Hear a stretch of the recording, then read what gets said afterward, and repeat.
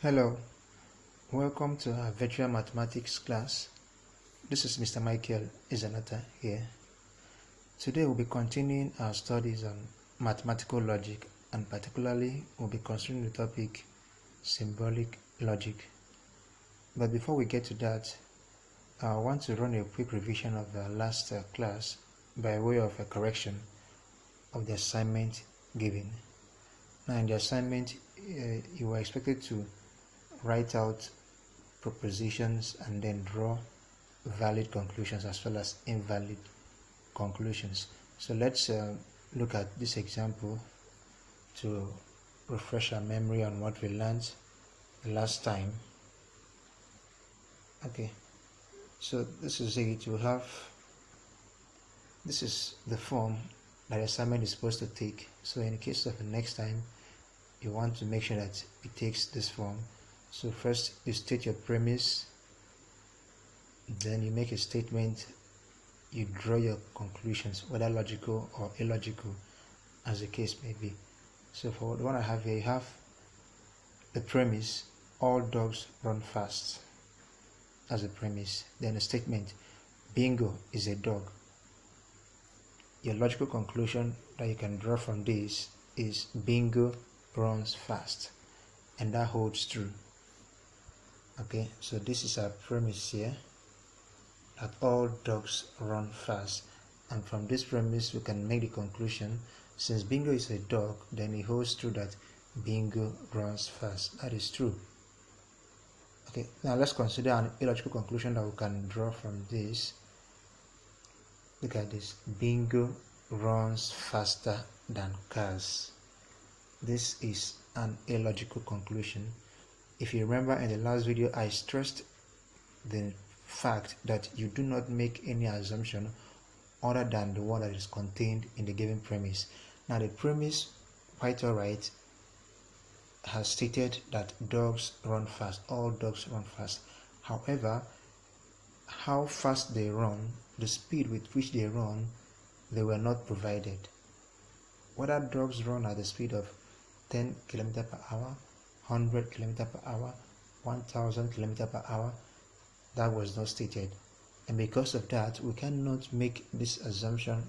It will not be true for us to conclude that Bingo run faster than cars. Neither will it be also okay for us to conclude that Bingo run slower than cars.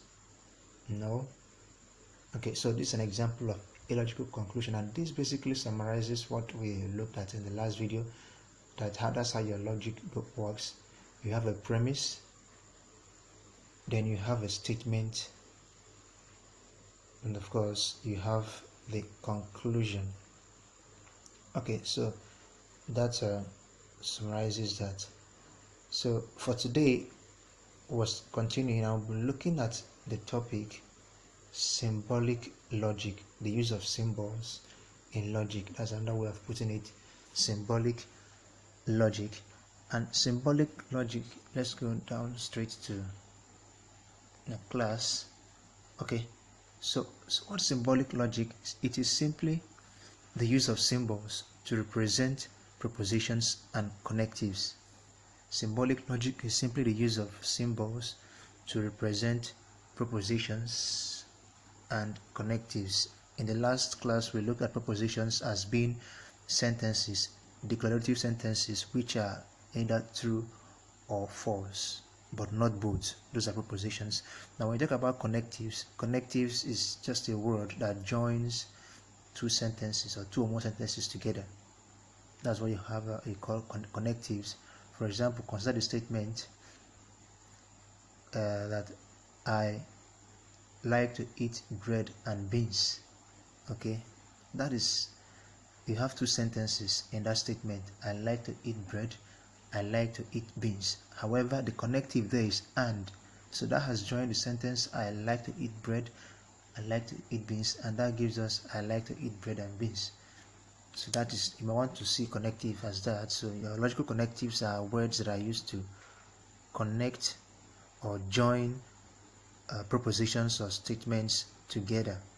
All right, so I want to look at the keywords now.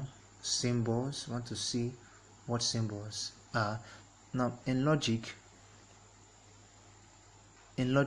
symbols are primarily letters of the alphabet.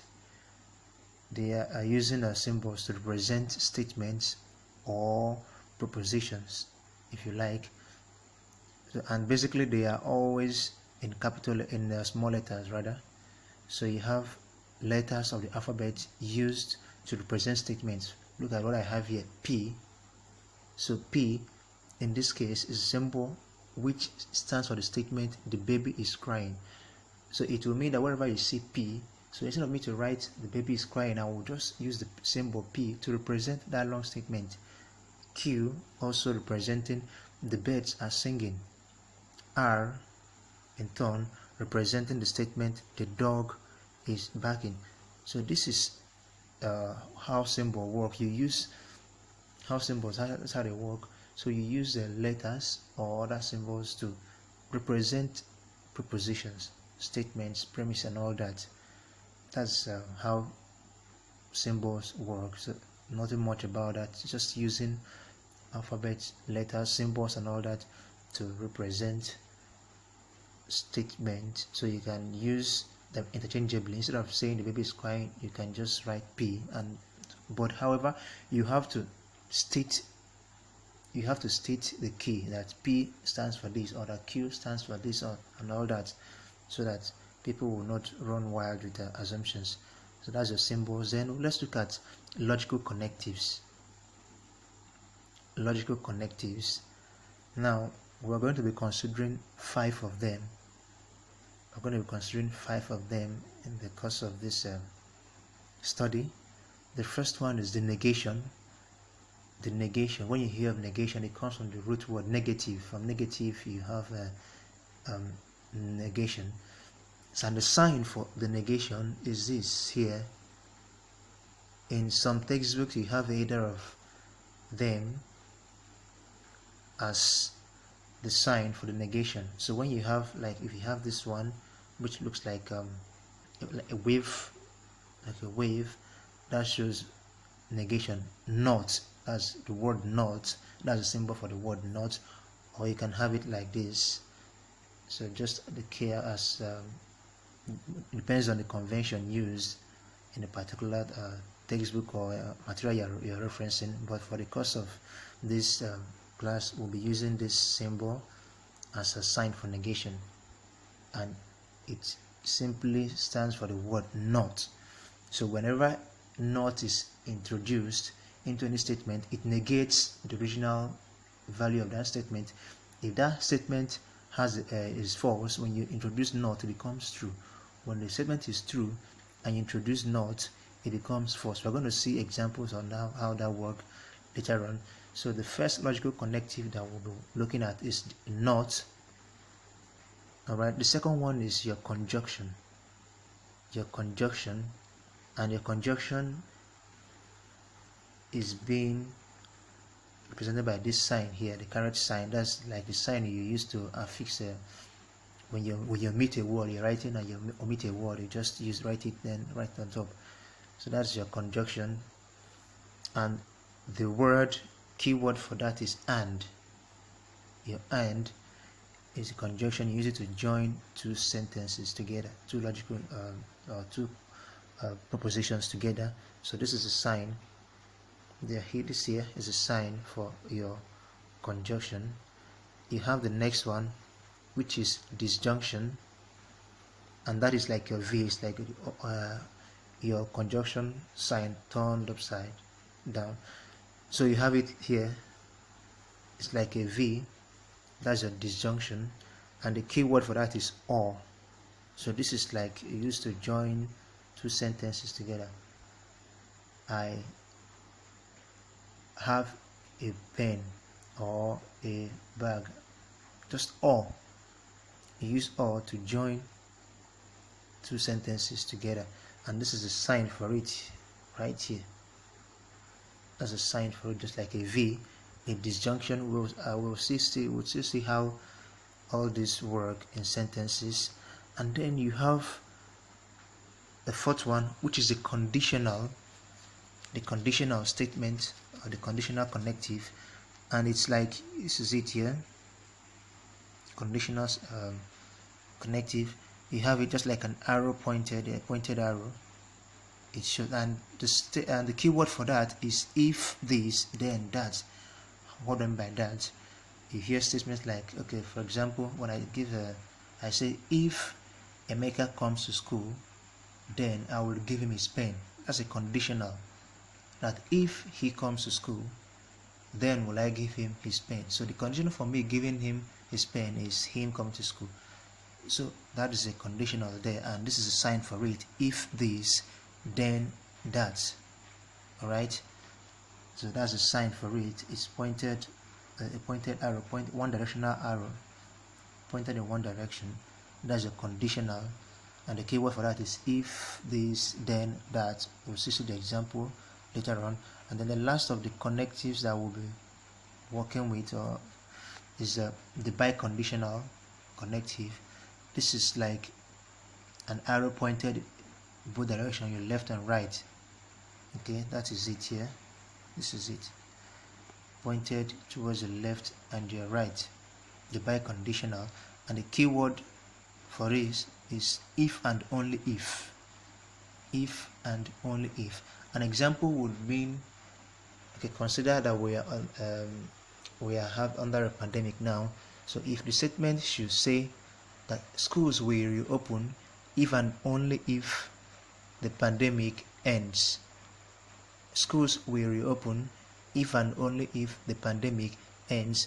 What does that tell us? That's a biconditional statement. So it means that for schools to open, the pandemic must end. That is one. And again, if the pandemic ends, it implies that schools are open. So that's why it's a biconditional. It's a two-way thing. They are linked to each other. When schools are open, it means that the pandemic has ended, and if the pandemic has ended, it means that schools are open. So that's biconditional. One cannot happen without the other taking place. So it's two conditions. So this one happens, this one happens, this one happens, and all that.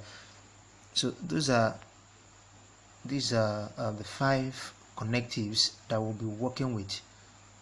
The negation, which has a keyword not, the conjunction, which has a keyword and, the disjunction, which has a keyword or, the conditional, which has the keywords if, this, then, that, and then of course the last one, biconditional, which has the keyword if and only if. It is very, very important that you commit to memory their signs as well as the keywords that they make use of. Okay, it's very important that you commit those to memory, not just the sign but the keywords that they represent. Alright, so let's see them in action. Let's see how they work. Use of connectives. Okay, use of connectives. Now this is like a statement that we've seen this before, and the use of symbols. So I still wrote them here.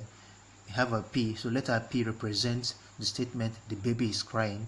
Letter Q represent the statement the birds are singing, and letter R represent the statement the dog is barking. Let us see how connectives can be used on these sentences. Okay, alright, we have the first one, this one. Now what does this sign mean, and what does R mean? Let's take a P. R means what? The dog is barking. And what does this sign here mean? The sign attached to R, what does it mean? If you remember, that is the negation sign, the word for not. That's the negation sign, the word for not. So if we now see it being attached to R, remember that R says the dog is barking, then it means that this statement is telling you the dog is not barking. That is what the statement is. The dog is not barking, because this sign here is a negation sign, not, and the R is standing for the statement the dog is barking. So a negation of R will mean the dog is not barking. Okay, you might want to take time and wrap your head around that. All right, so just make sure you make your notes so you'll be able to place it side by side as you study this. The sign here is a sign for not, that's a negation sign, and it is negating the statement R, and your R states the dog is barking. So you are having this to mean the dog is not barking. That is this. Now let's look at this. We have to find out what is our P. Now the statement P is the baby is crying, while statement Q, the birds are singing. And the sign, the connective that we have in between them is the conjunction. That is the key, and the key word for that is and. It means that we are to connect P and Q using and let's see how that works out. So P connected to Q using and, the baby is crying and the birds are singing. Okay, so that's what the statement means. P is telling us the baby is crying, and Q is telling us that the birds are singing. So when we want to connect them using the connective and, it states the baby is crying and the birds are singing. Let's look at example 3. We have this here. R, we have the connective or, that's your disjunction, and then we have the statement Q. Let's refresh our memory. What's our R? The R is a statement the dog is barking, while the Q is a statement the birds are singing. So when we want to write out this sentence here, number 3, in full, it means the dog is barking or the birds are singing. R standing in for the statement the dog is barking, while the sign, the disjunction sign, standing in for or, then the Q standing in for the second statement the birds are singing. So you have this statement here being equivalent to the dog is barking or the birds are singing. Okay, let's look at this one. It's getting tougher. Okay, so let's look at the 4th one. All right, now if you still remember, our R stands for the statement the dog is barking, our Q stands for the statement the birds are singing. This sign here is the sign for conjunction, that's your and, while this sign here is a sign of negation, not. Okay, so if we want to read or write the equivalence of this statement, we want to read this statement, R standing in for the dog is barking, we have Q meaning the birds are not singing. So this statement will then read the dog is barking and the birds are not singing. Remember, this sign here is negating your Q, and your Q originally is that the birds are singing, and you have the negation sign introduced just before your Q, so that means not, the birds are not singing, while your R means the dog is barking. So altogether, when you put everything together, the statement reads the dog is barking and the birds are not singing. All right, so you might want to take your time and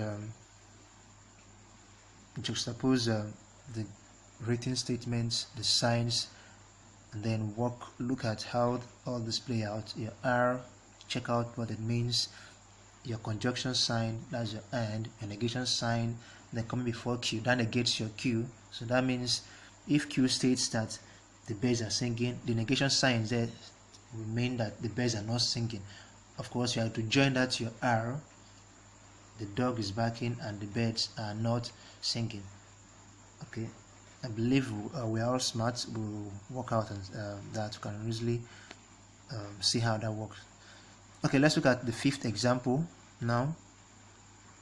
We have in brackets R, we have the conjunction and, we have the negation and then Q, negation of Q in bracket, then the conditional P. So in other words, what this means is that this in bracket, if what is in bracket happens, then P takes place.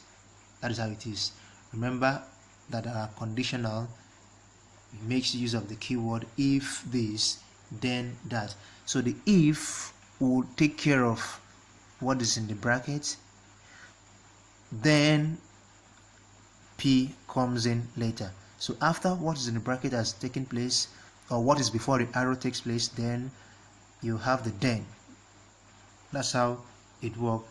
So we have to interpret what is in the bracket. We have R, which stands for the dog is barking. We have the next sign, which stands for the conjunction, that's your and. We have the negation sign negating our Q, which has the value the birds are singing.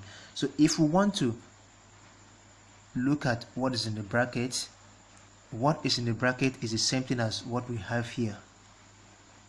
Okay, so that will read the dog is barking and the birds are not singing. However, because we are dealing with conditionals, the keyword if must be there. So to read this statement, what we have, starting with a bracket, if the dog is barking and the dogs are not singing, that is what is in the bracket. If the dog is barking and the birds are not singing, then the baby is crying. Remember, your P is that the baby is crying. So I say that again. If the dog is barking and the birds are not singing, then the baby is crying. Okay, so you might want to take it slow and check out the sentences, their value. The R standing for the dog is barking, your Q, the birds are singing, the P, the baby is crying, and of course the connectives that are attached. So you might want to, you will read their meaning as you make the sentence. So you have, if the dog is barking and, that's the connective now, the birds are not singing, negation of your R, then the baby is crying. All right, so that's what we have there. That's what we have there. So just go over it and make sure you understand why it is what it is. Okay, then we have the last example here, which is the biconditional. We have a P and the R as the biconditionals that we have. Now, what is our P? Our P is a statement, the baby is crying. And what's our R? R is a statement, the dog is barking. Remember that biconditional makes use of the keyword if and only if. Okay, so if we want to link our P to R using the biconditional if and only if, the statement will read, now, the baby cries if and only if the dog barks. P is a statement, the baby is crying. R is a statement, the dog is barking, being connected by the biconditional. So P happens if and only if R happens. So that's why you have the baby cries if and only if the dog barks. So it means that when you hear the baby crying, it means that the dog is barking. Okay? And when you hear the dog barking, it means that the baby is crying. So the baby cries only on the condition that the dog barks. While the dog is barking, the baby is crying. So that's pretty much how your connectives work. So you want to take it slow, check out the statement, make sure you write them out, and then the negation, their signs, the connectives, the signs, and then you take it slow. Before you know it, you become very much familiar with it. Okay, so I also wrote out the sentences in full. Okay, so you can maybe, if you want to write them out, I wrote them all out. The first one, what it means, the dog is not barking. The second one, what it means, the baby is crying and the birds are singing. Okay, do not laugh at my writing. Remember, I have to use my tongue to scribble all this on my phone screen, so it's quite tedious. Okay, it's not like you are using a pen to write. It's my finger, my thumb I'm using to make all this writing you're seeing. So make sure you don't copy wrongly. Alright, so I'm scrolling through so that when you want to pause it, it becomes easier for you. The dog is barking, the birds are singing, you have that. So these are all the statements that we have considered just before now. I wrote them out so that you can be able to properly make a note and then understand what we are doing. Alright? Okay, I think that's the last one. So what we have looked at today is we have considered the topic symbolic logic, which we said is the use of symbols to connect propositions and connectives. That is that. And we have also looked at symbols. We say that means using letters or symbols to represent statement propositions and all that. And then for your connectives, they are used to join propositions together, and we have 5 of them here: the negation, the conjunction, the disjunction, the conditional, and the biconditional. The 5 that we studied, and we've seen them at work, how they work. Okay, when a sentence is negated, the value changes, the truth value changes. Then you have all the other ones at work. Alright, so before we end the video, now I'll go down to the assignment. So try this out. Okay, try this out. If, look at the assignment now, if P, Q and R stands for the statement P, birds fly, Q, the sky is blue, R, the grass is green, then write out the following sentences. So I've given you symbols and connectives, so you have to interpret the symbols as well as the connectives and write them out for me. Okay, so the P, Q and R, they have values. P standing for birds fly, Q, the sky is blue, R, the grass is green, and then we have the connectives attached to them. For your A, the negation is attached to B. For your P, you have P and Q being connected with the connective conjunction. You have your C, you have your D, E, F, G and H. So make sure you study the examples up there, and then try to decipher or decode what we have here and write them out for me in full sentences. Okay, so this is where this is already running too long, so we want to end the class at this point. So I'll see you in the next video, but make sure you write your assignments and let me know if you have any confusion, and we'll take it up from there. So until the next class, stay safe. Okay, bye.